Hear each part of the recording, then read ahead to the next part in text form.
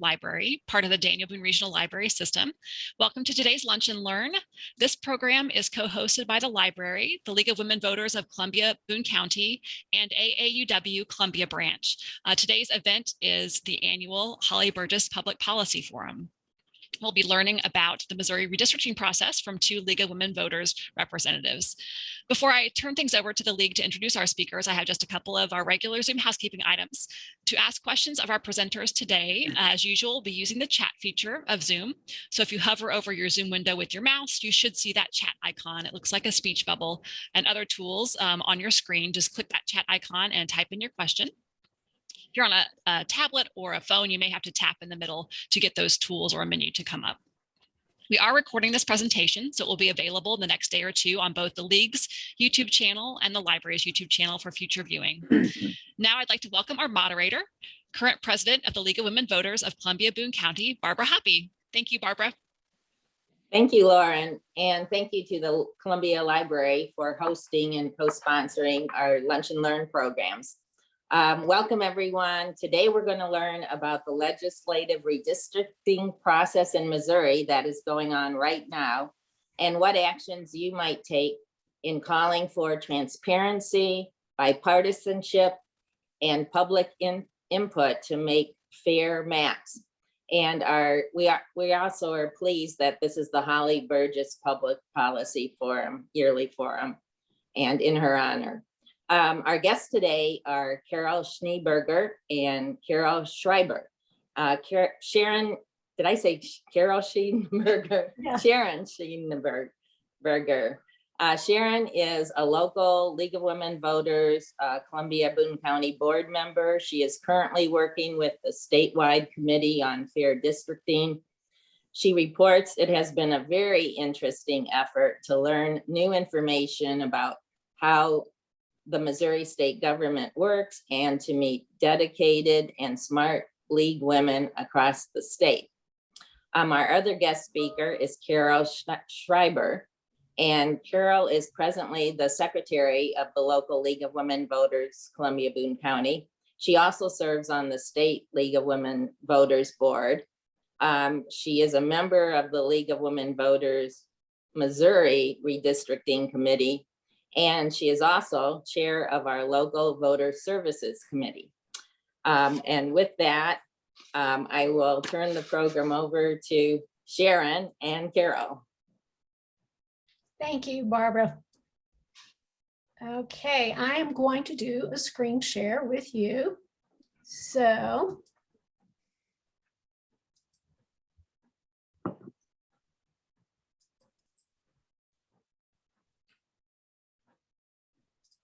all right.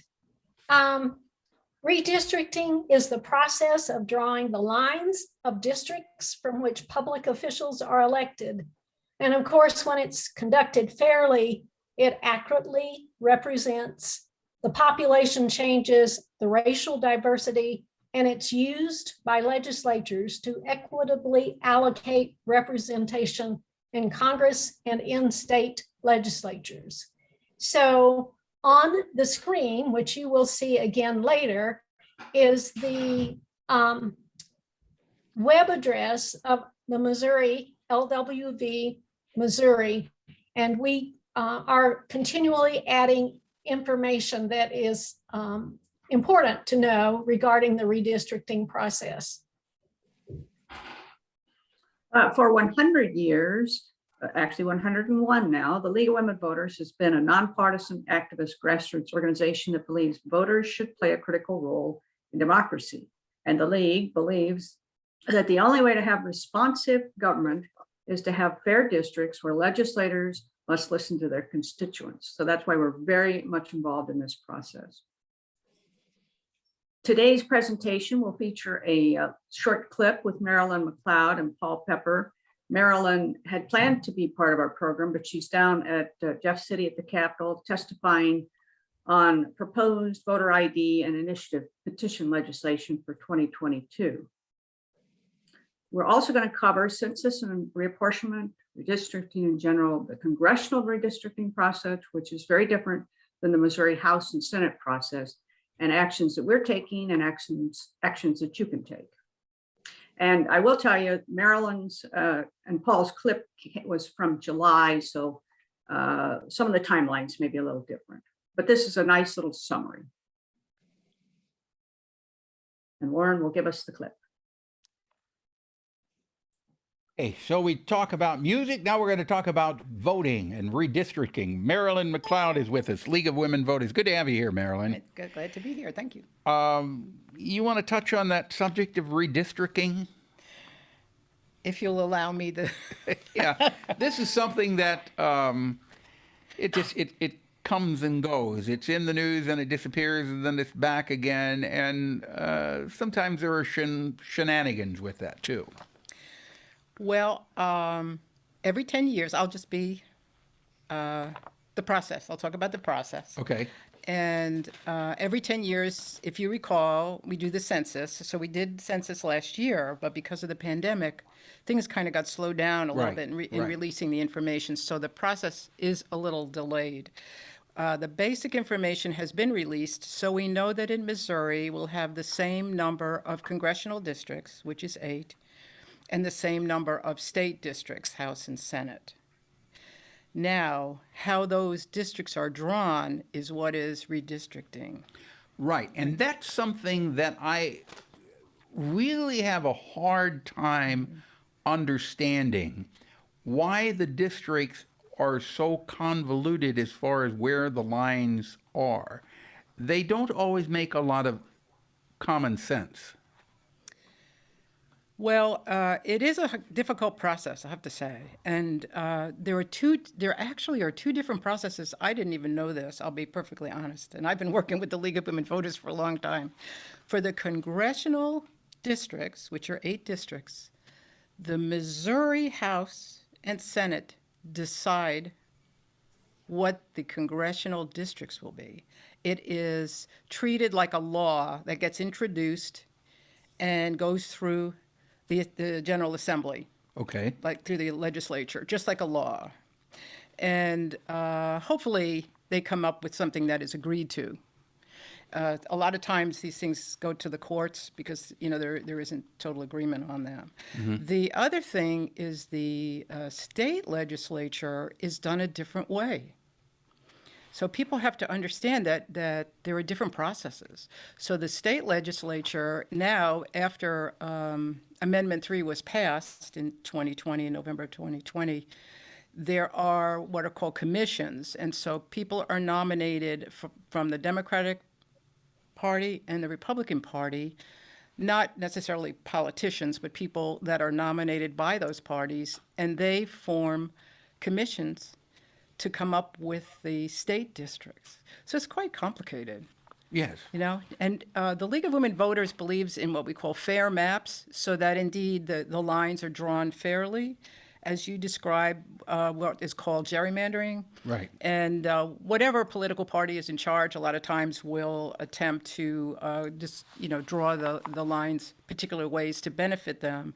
We say the best thing is if the citizens decide who their elected officials are, not the elected officials decide who their voters are. Exactly. So sometimes those lines can be drawn looking for where the party that's in power, where their votes are coming from, and they will draw the lines to include as many of their voters as possible in the district. Is that not true?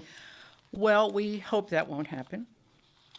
We hope that the process is transparent. That's one of the things that we are encouraging, that the commissions and the state legislature, when they're acting on these, that they do it so that the public can see what's happening. It's not done in back rooms. Does the public have any say-so in this? Well, there will be open hearings on these, so it is possible that people could comment. We will provide information, links to some information on our website. Okay. So that you can see the list, for example, the list of the people who are on these commissions. And you can contact them. Yeah, I would assume so. Okay, if you want to go to the website, it's at lwvcbc.org. That's the League of Women Voters of Columbia and Boone County, and you get all the information that you need. Always a pleasure chatting with you, even about redistricting. Absolutely.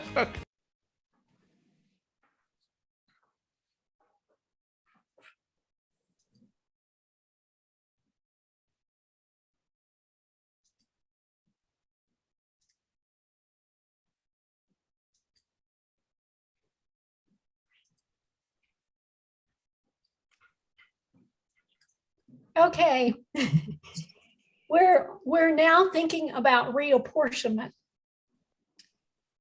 Article 1, Section 2 of the US Constitution stipulates that congressional representatives be apportioned to the states on the basis of population. Thus, our reason for having the 2020 census last year. There are 435 seats, as you probably know, in the US House of Representatives. And each house is allotted a portion of these seats based on the size of the population relative to other states. Consequently, a state may gain seats in the House if its population grows, or it can also lose seats if their population decreases. In 1964, the United States Supreme Court ruled in Westbury versus Sanders that the populations of House districts must be equal as nearly as practicable. The equal population requirement for congressional districts is fairly strict. And this map shows general population shifts. There is approximately nearly 750,000 people per district in all states. And each of the purple states that you see here, California, Illinois, Michigan, Ohio, West Virginia, Pennsylvania, and New York, lost one congressional district or representative with this last census. Only one state, Texas, gained 2, and each of the green states, the light green states, gained 1, which is Oregon, Montana, Colorado, Florida, and North Carolina. And all the others, which includes, of course, Missouri, remained the same. There was no changes. So why does redistricting matter? Of course it matters because fair maps give citizens a voice in their government. If you vote about an issue that might go either way, or vote for a candidate that might or might not win, you're more likely to vote and be involved in government. Redistricting will impact us, all of us, for the next 10 years because we only do this every 10 years. Then the maps are based on total population are the key to getting state and federal funding distributed equally. Frequently, census numbers, districts, areas are used for distributing public funds. I'm sure that many of you have heard of the word gerrymandering, a portmanteau with different parts of words put together, but it is the partisan manipulation of district lines. It's an age-old tool. It dates back to 18 and 12, and it is used to control the electorate, to get what you want. So it refers to the practice of drawing electoral lines to favor one political party, individual, or constituency over another. There's been many court cases about this. Gerrymandering distorts a voter's influence. It contributes to polarization. When we have extreme positions, it frequently has to do with gerrymandering. Gerrymandering fuels voter cynicism, lowers voter turnout, protects incumbent politicians, increases the number of safe seats.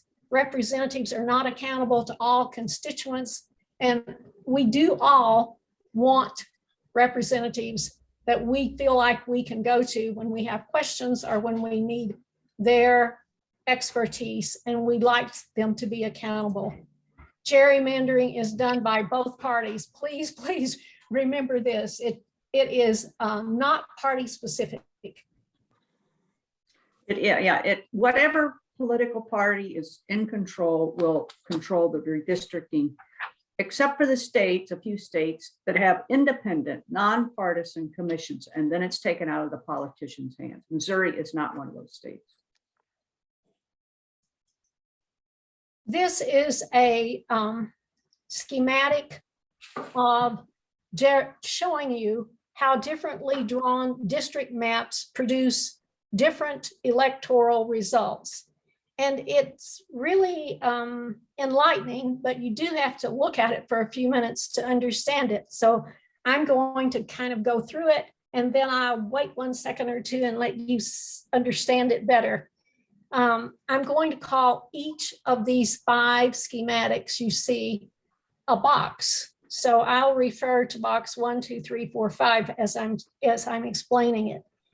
This example shows how to draw a map to produce districts with different electoral results.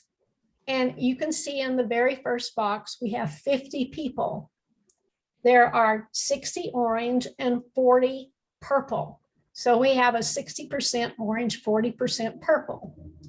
Then in each of the 4 boxes, you'll see ways to divide these people, these 50 people, in different ways. In the second box here and the third box, you get the same results. You end up with 3 orange or 30% and 2 purple or 20%. So the same thing is true again here. And how it was done looks very different. In box 2, you've got perfectly parallel lines. In box 3, you have a different configuration with a stair-step looking arrangement with 1 rectangle in the center. Then in the 4th and 5th boxes, the outcome is a totally different representation. In box 4, which is this one right here, what appears to be perfectly equal spaces, you end up with 5 orange and 0 purple. So you would look at that, and we've been working with Sheldon Jacobson at the University of Illinois, and he says that you have to look under the hood to see if there's gerrymandering. You can't just look at the shape of a district to know. Then in the last box, box 5, the result is 2 orange districts and 3 purple districts. And again, you can see that the lines are very puzzle looking, in fact, like a jigsaw puzzle looking. So this schematic is drawn to give you a little bit better understanding of how districts can be drawn to make things happen the way the politicians drawing the maps want them to happen.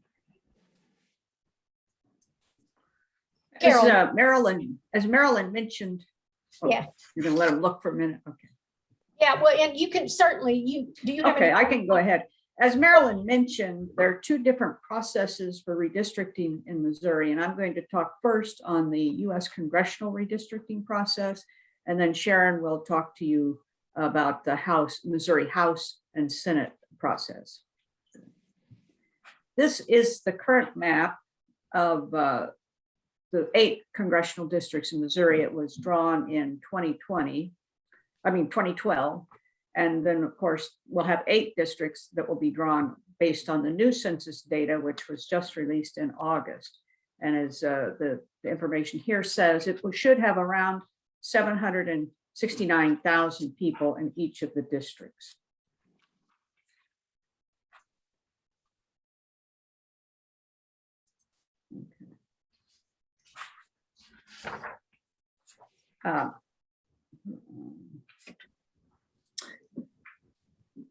And the congressional redistricting is done through the Missouri legislature. So the Missouri House will introduce the bill with a map, and the members will then take that up just as a regular piece of legislation. And the map will be drawn by the Legislative Research Department for the House, which is a nonpartisan group. Brittany Logsden is the director of that map and of that part of the redistricting. And she will be using Mapitude software to draw that map. There are many different kinds of software to draw the maps, but that's what we have found that they're going to be using there. Then the Senate will take up the bill after it's been passed by the House, and it'll finally be signed by the governor, and he needs to sign that legislation by February 21st, because the first day for candidate filing will be February 22nd, and that'll run through March 29th.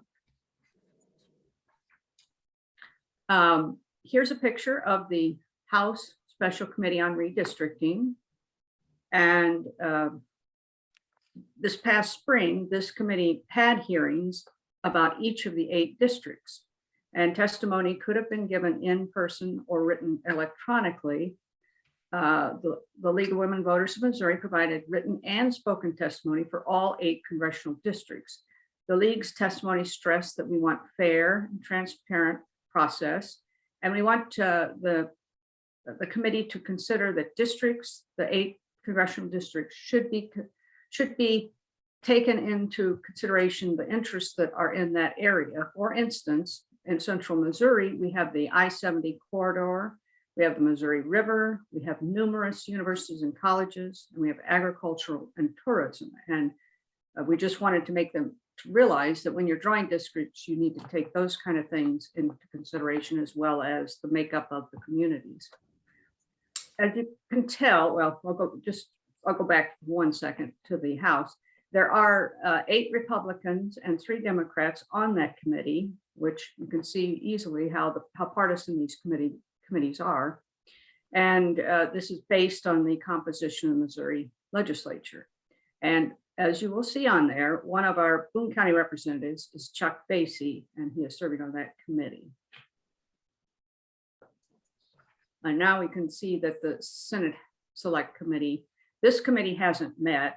They will be waiting to get the bill from the House committee, and we hope, and they should have public hearings. Both of them should have public hearings once they have the legislation going.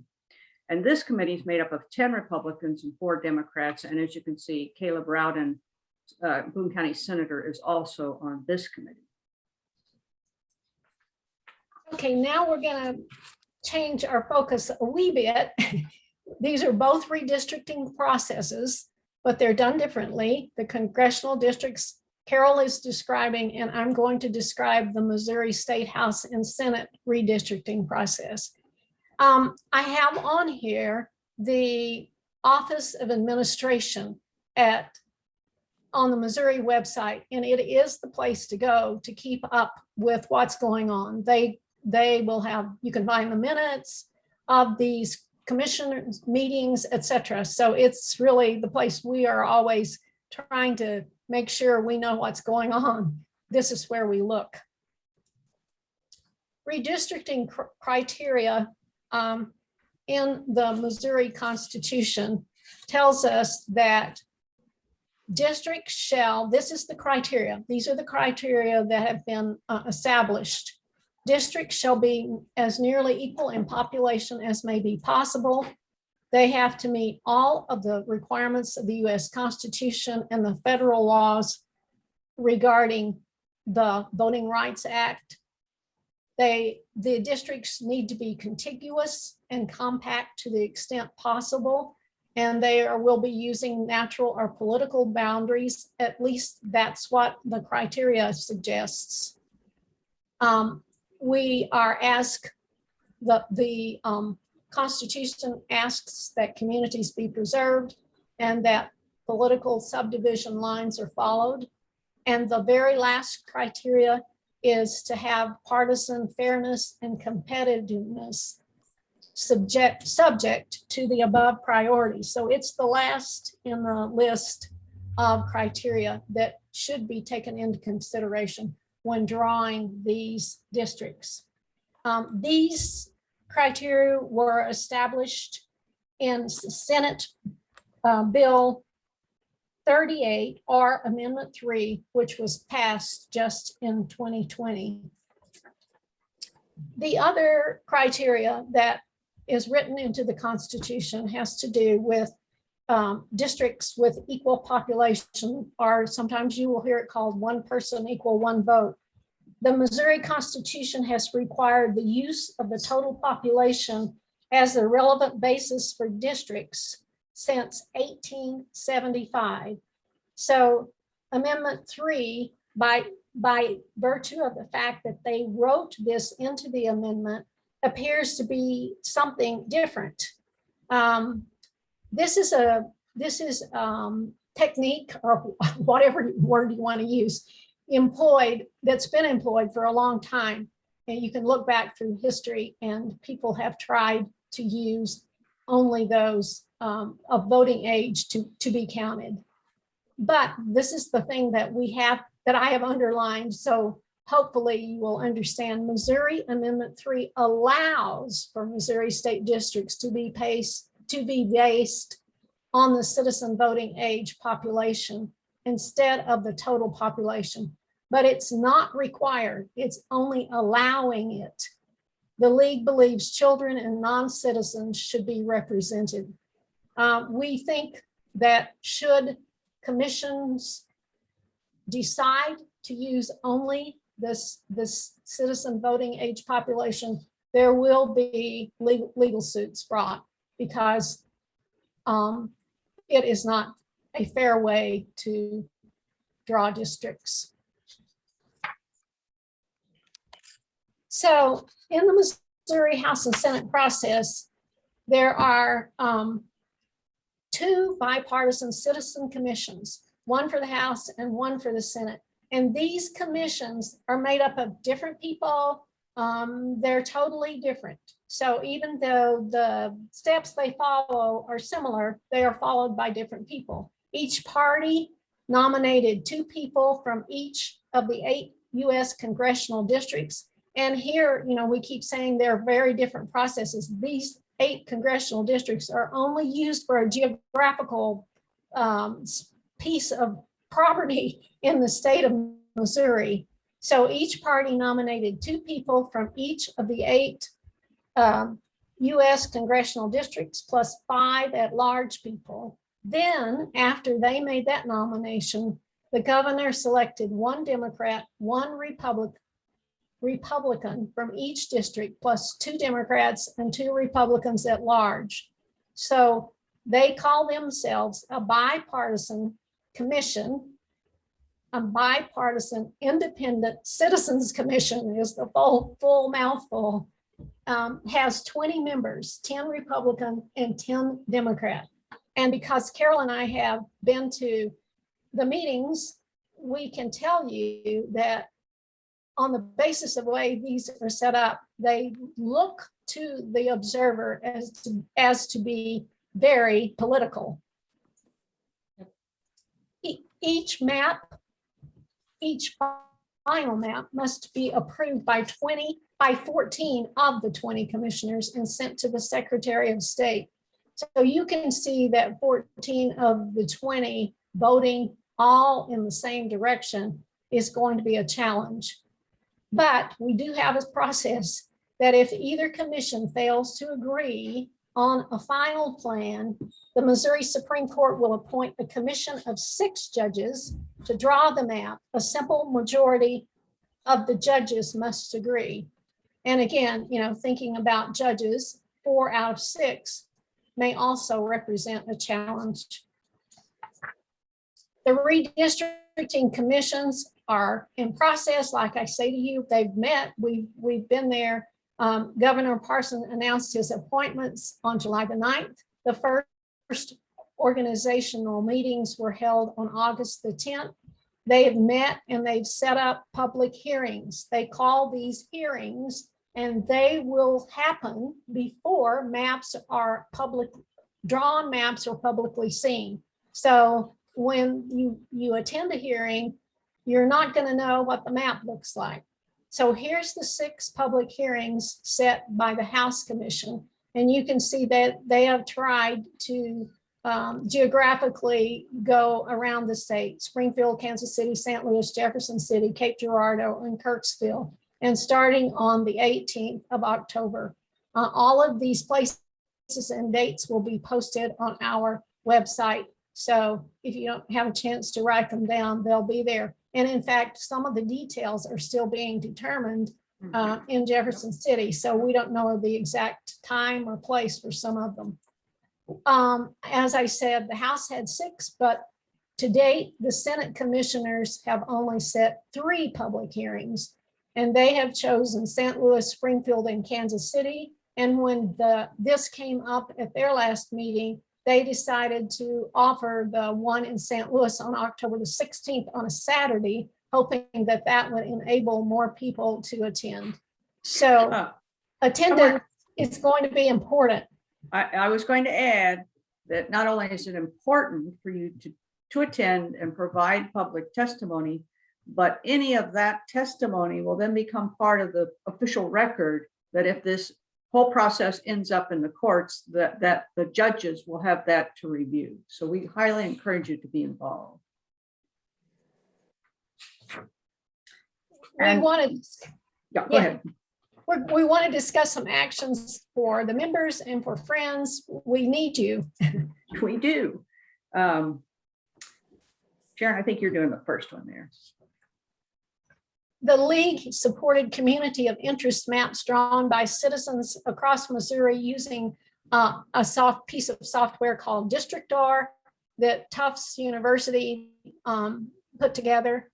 The compiled map will be submitted to the bipartisan commissions. And as Carol mentioned, that information will be forwarded to a judge panel if indeed it comes to that.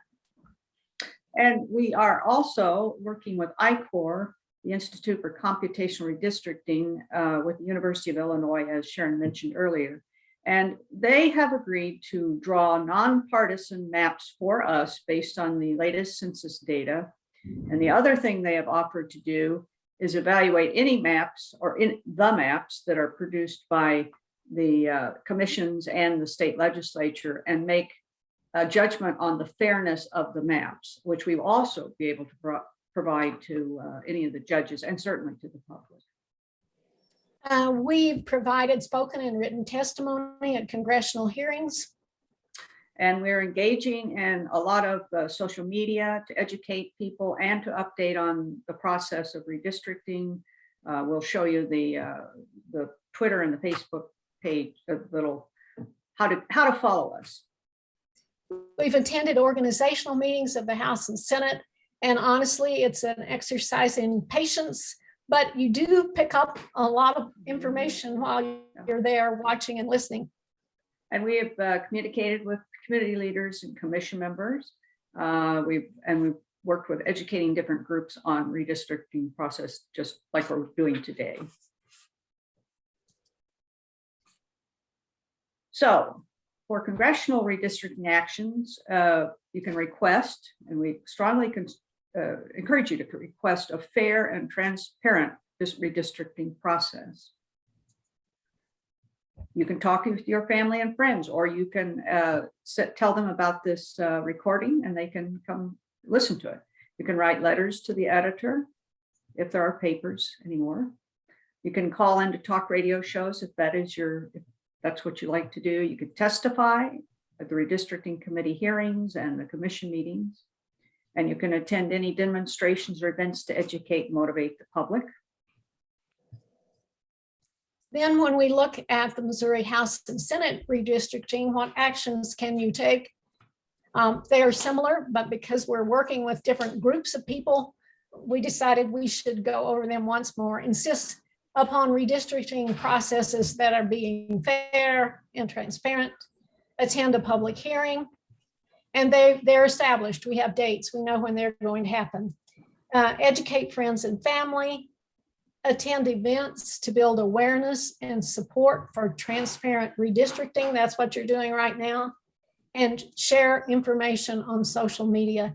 We're trying our best to think about this in the long term. We want to educate people, younger voters who may be dealing with the same issue 10 years from now. And we think that the social media is one way that we can reach other people. And here's our Facebook and Twitter accounts. And if you're on either of those, please follow us and retweet or share the postings with your friends. We want to thank especially Nancy Price and Mary Lindsay. These are people on our Fair Districting Committee. The whole committee, of course, has has contributed as well. I have found this committee to be extremely dedicated. We're a small group of workers and anybody who's interested, there's plenty to do. And this group is very committed. So we come to this place where we want to give you an opportunity to ask your questions. We have, again, at the bottom of the webpage, the LWV Missouri web link, and we continuously put new information there. So I hope you'll take advantage and use it. So please put your questions in the chat and we'll try to answer what we can. I think Lauren is looking at the chat for us. Yeah. Or Barbara. Yeah, this is Barbara Hoppy, and we do have several questions. Thank you so much. That was an excellent explanation and presentation. And I was just thinking this will be, I think, excellent for even junior high and high school teachers to share with their students. The first question we have, Sharon answered a little bit, but I want to give her a chance to answer it a little again and a little fuller. It said, the question is, are those 769,000 people registered voters, or are all individuals counted regardless of voter status? That depends on if you put your head on a pillow somewhere. So that's based on census numbers, and census numbers have to do with where you live. It does not have to do with where or if you vote. But those are the numbers that are based on population. Now, if the legislature decided, or the commissions decided to just go with voting age people, then that would completely eliminate all the people under 18 and non-citizens. So that particular figure is based on population. Right, but right now Missouri is doing it just on voter age. No.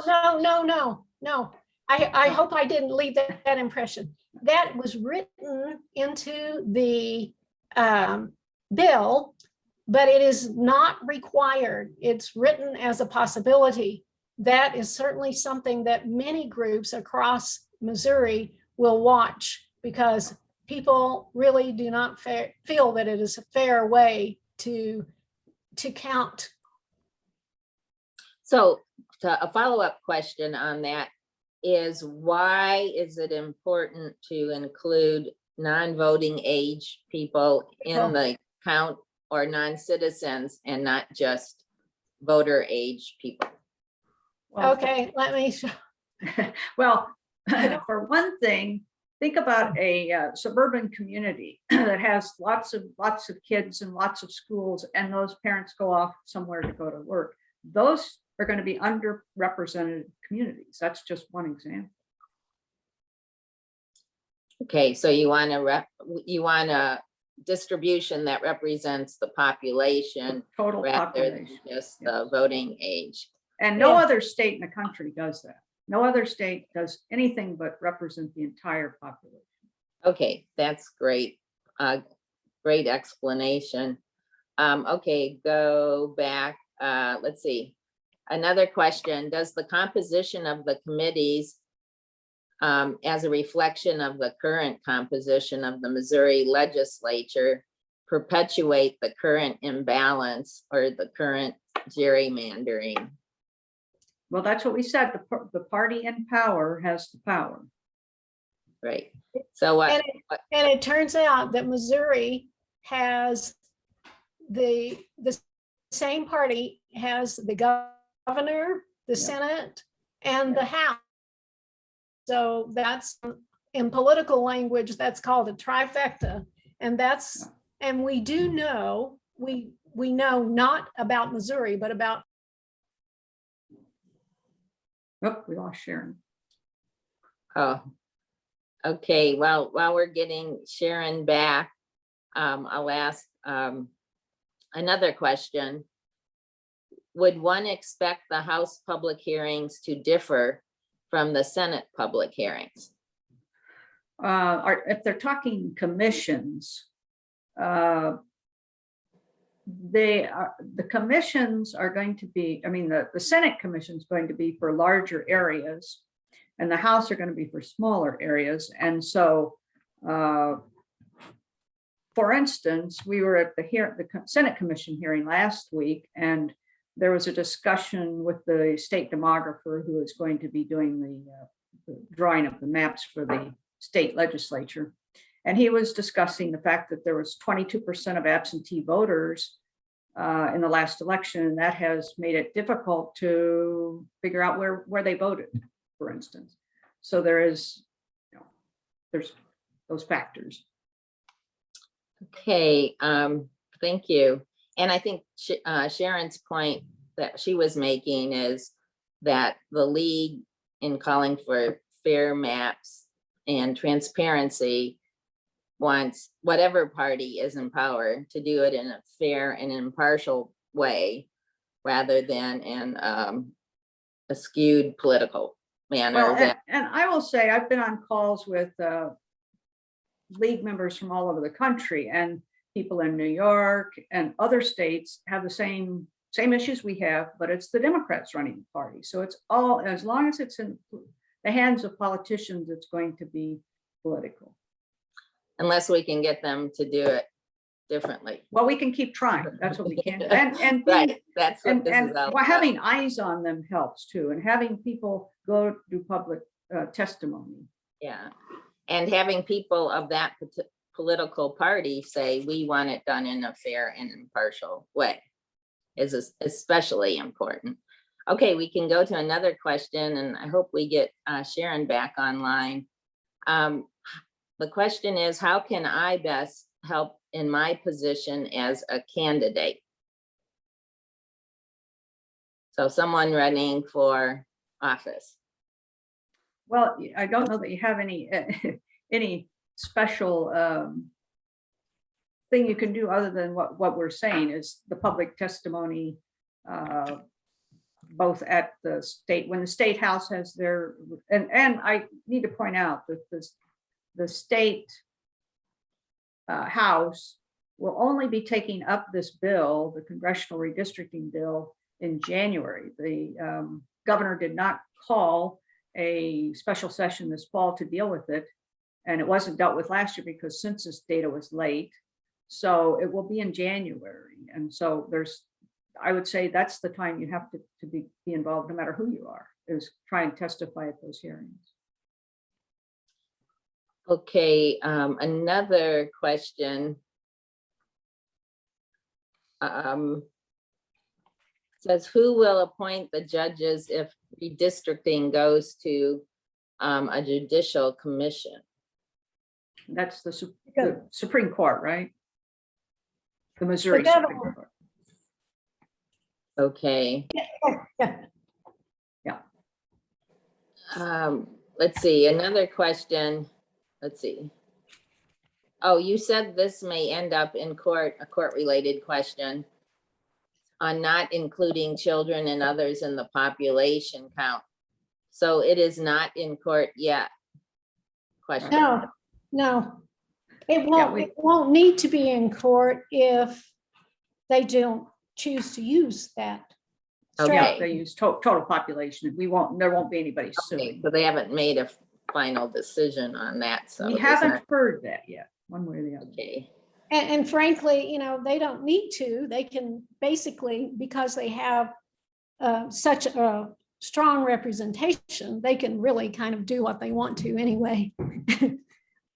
Okay, two questions on citizen action. One, to whom do we direct our requests for fair and transparent redistricting?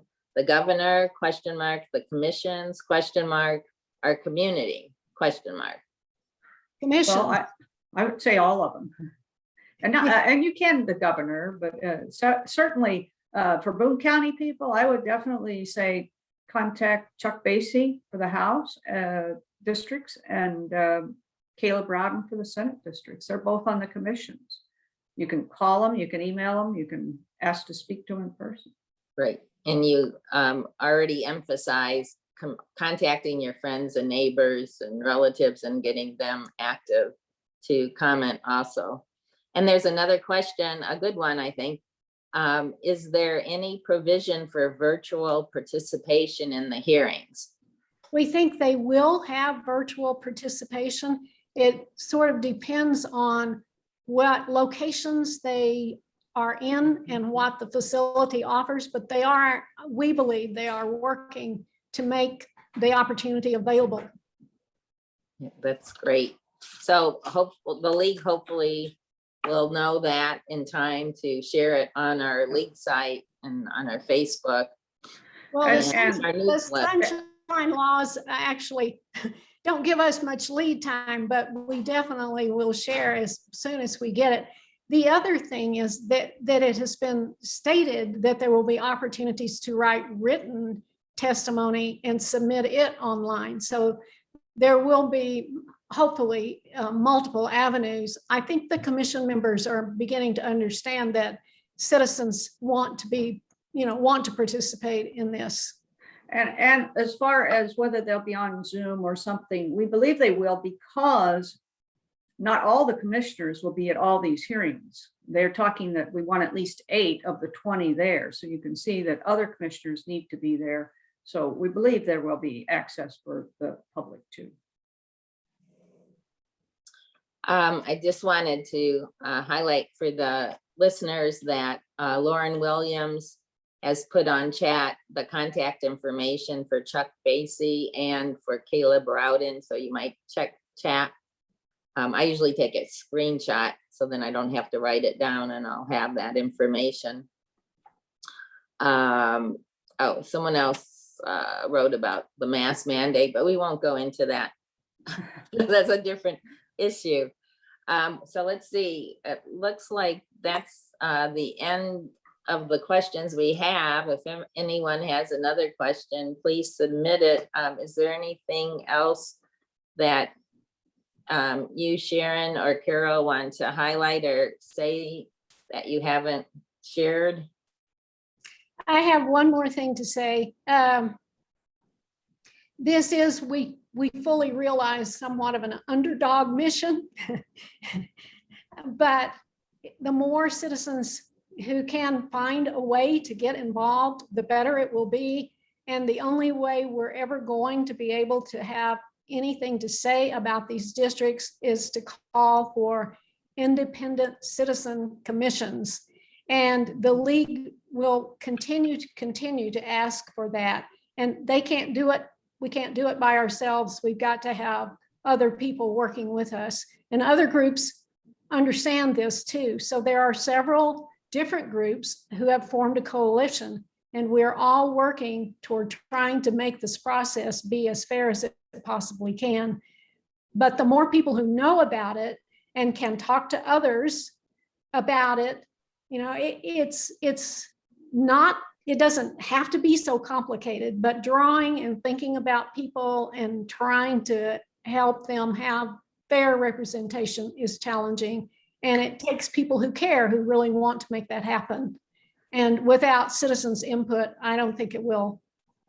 And I will tell you that we will be posting things on our social media as far when we find out the location and the time for the hearings, and whenever we get the evaluation of the maps from our I-Corps group, we will post that. We'll send press releases because we want people to know, is it a fair map or not?